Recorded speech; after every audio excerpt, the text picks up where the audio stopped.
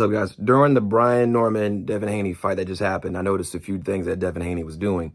One of the things that what he was doing was throwing his jab from his hip a lot. I never saw him throw a jab from a high guard. Every time he threw a jab, it was an up jab.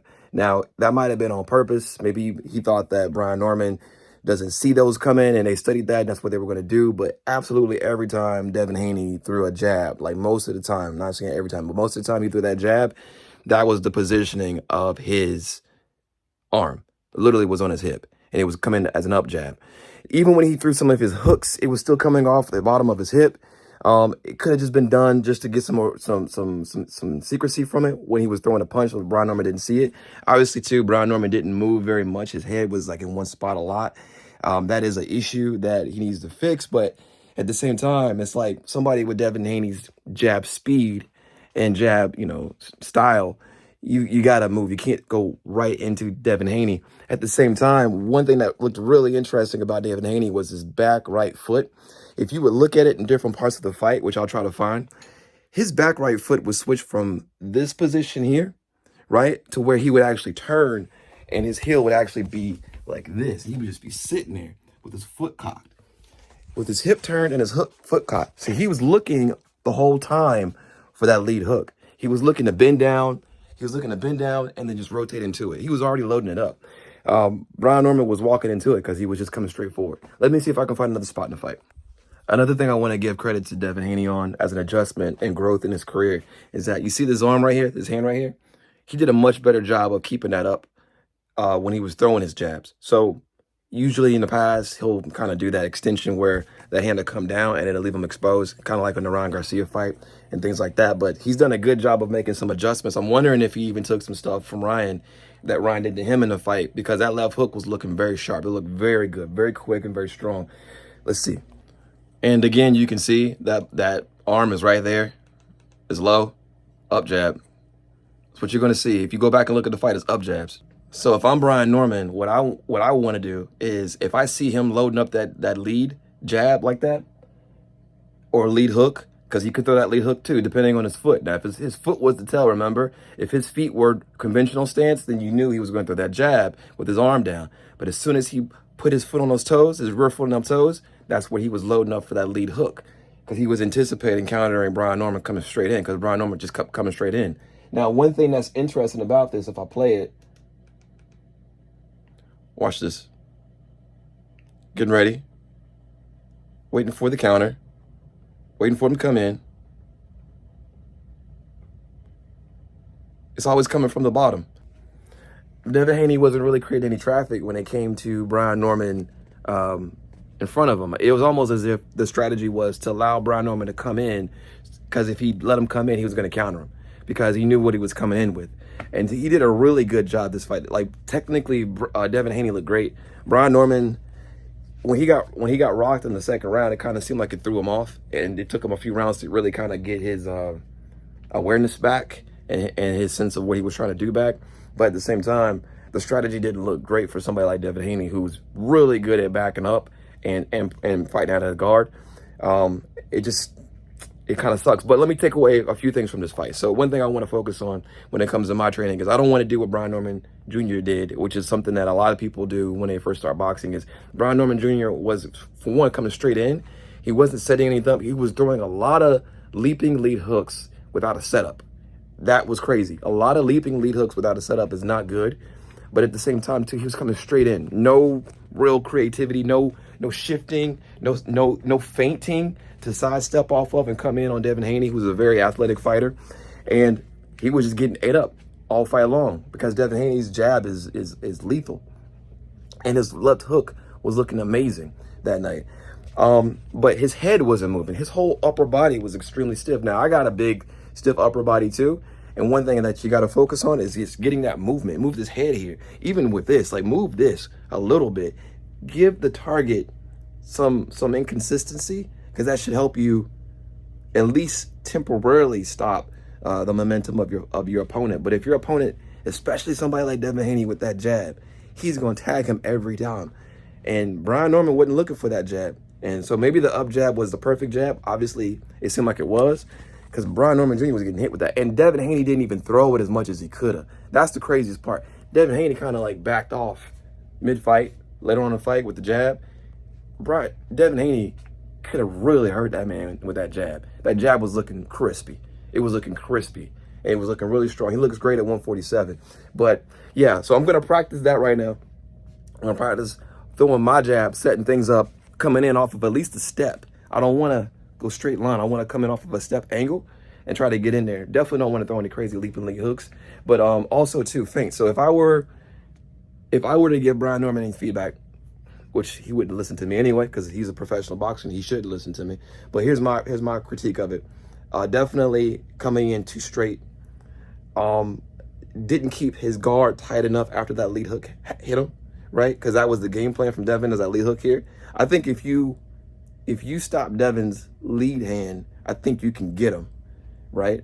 I don't think Brian Norman had a good enough hook to really hurt Devin from a distance, and that's why you saw that leaping going on, because Devin was backing up a lot after he would throw a shot. He was intentionally backing up the whole fight to keep the distance away from that lead hook. And yeah, it was, I would say move, but set up your punches. For Devin Haney, I would just say keep jabbing, bro. Your jab is amazing. Like, that jab was just getting in there anytime you wanted it. He could have knocked them out easy, probably round 5 with that jab. If he had just hammered on that jab, he could have set up that jab off. He could have took the lead off the jab. I didn't see that. I didn't see him do a lead hook off the jab. I don't recall him doing that in the fight. I think his lead hooks really came off of counters. But I think Devin could have lead hooked off that jab and probably knocked him out. Let me know what you guys think. Devin Haney was coming in with the up jab. That means he was shooting her from the hip, and he was essentially just popping it up. And the reason why he would do that is so that his jab positioning that I've seen from him is he likes to kind of, they call it slingshot, right? He likes this particular position when he's in with his jab. Like, he likes to be extended like that. For him, shooting that up jab makes it even quicker because it's harder to see. If it's coming from here and I'm leaning forward, right? And I got you thinking that I'm coming, so I can roll with my shoulder if you're coming, with the 2 or something like that.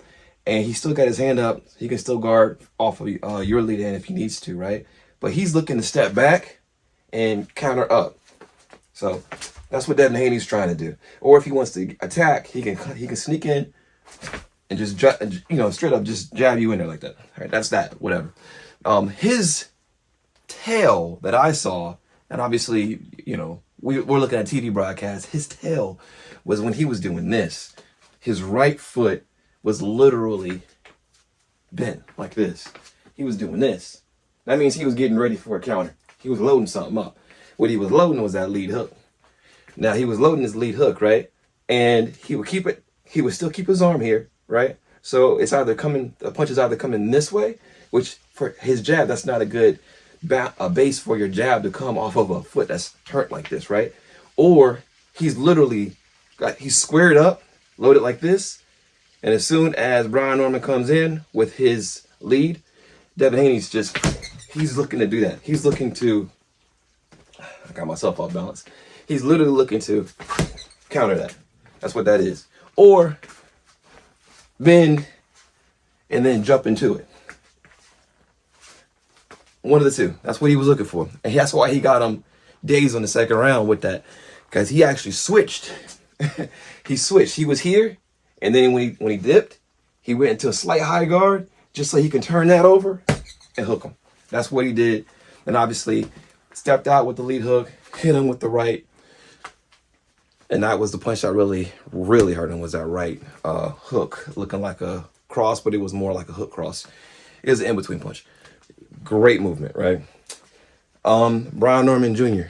Brian Norman Jr., very much like this. If this is the line, and you're Haney,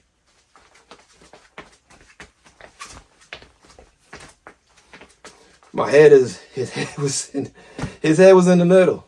It didn't move. You can't do that to a jabber. You gotta give him this. You can't give Devin this and keep it here.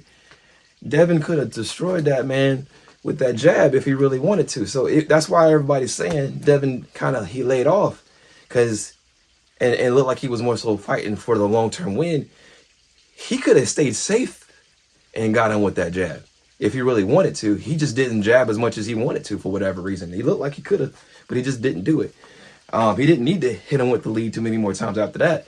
But yeah, Brian Norman was just, especially after he got dazed, it was very much just coming in like this, and it wasn't much levels. He was throwing his jab to the body sometimes, but he wasn't following it up with anything. So it wasn't setting up anything. And a few times in the later parts of the fight, you kind of saw Brian Norman just kind of straight up just throw a hook, a leaping hook, almost like a gazelle hook from a distance, and without a setup. So I felt kind of bad because I really wanted Brian Norman to compete a little bit better than that. I believe he's a great fighter.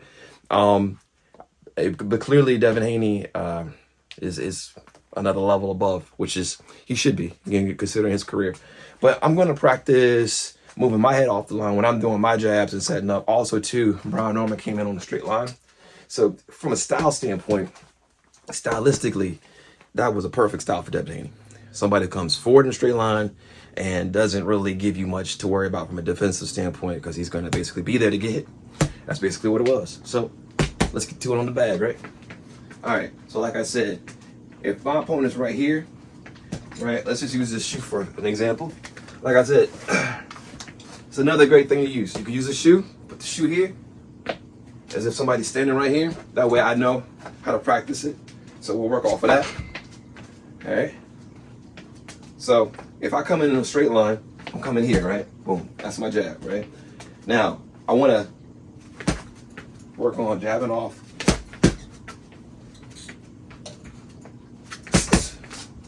Didn't see Brian Norman do that too often, which is essentially just step off with my jab, right? As I throw my jab. Because I'm really just setting up my two. And that's the punch that Devin Haney actually knocked him out with.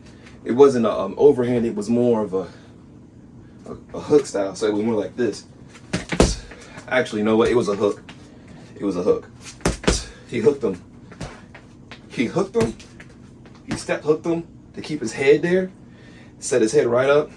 Brian Norman's guard was like this.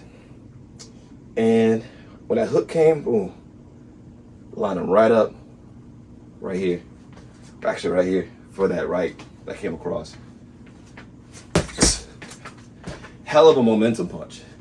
Hell of a momentum punch. I mean, that's him getting up is pretty cool. But that's a hell of a momentum punch the way Haney came off of that. Because that was, man. Devin turned right into that. Anyway, again. Now let's do the Devin Haney piece where he was working on his up jab. There's Haney. Haney's more so like this. If this is Brian Norman, Haney's kind of like this. When he gets in trouble, he throws into his guard. That's what Devin Haney was doing. High guard. He wasn't really throwing much out of there. If he was just pivoting. Pivoting. Haney's footwork is good. He's good at getting out. So you should study his footwork. Good footwork. Up jab. Here we go. Hiding the distance a little bit. He kept it on his hip. That's what he was doing the whole night. That's what he was doing. Let's see. The lead hook. I'm gonna set that up like Devin was setting it up. First round, Devin didn't throw any punches really. I guess he was just looking for Norman's timing. Then I saw Devin doing this. I was wondering what's going on.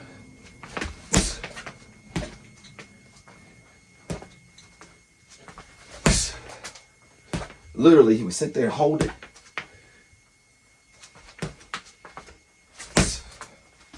Just looking for the opening. That's all you saw.